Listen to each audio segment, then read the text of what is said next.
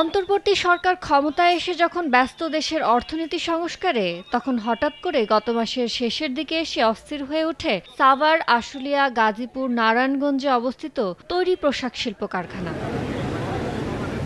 শ্রমিকদের দাবি মানতে তাদের প্রতিনিধির সঙ্গে প্রশাসন, গোয়েন্দা সংস্থা আর শিল্প মালিকদের দফায় দফায় বৈঠকেও মিলছে না সুরাহা। রাতে কারখানায় কাজ করার প্রতিশ্রুতি মিললেও দিনের শুরুতেই নানা শঙ্কে উৎপাদন বন্ধ রাখতে বাধ্য হন অনেক উদ্যোক্তা।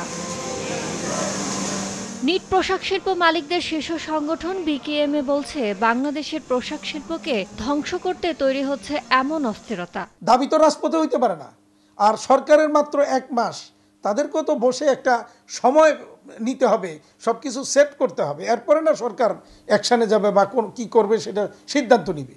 সেই সময়টা তো সরকারকে দেওয়া হচ্ছে না। রাজপথ নয়, আলোচনার টেবিলে শ্রমিকদের যৌক্তিক দাবি মেনে নেওয়ার আশ্বাস তাদের।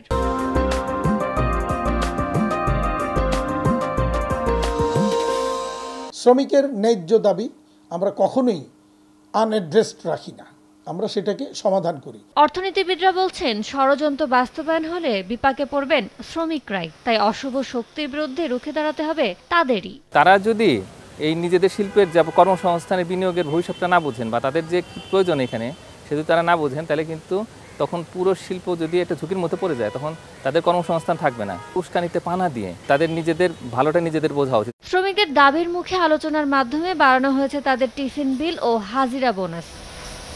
ইয়ানুর শিফাত, সময় সংবাদ, ঢাকা।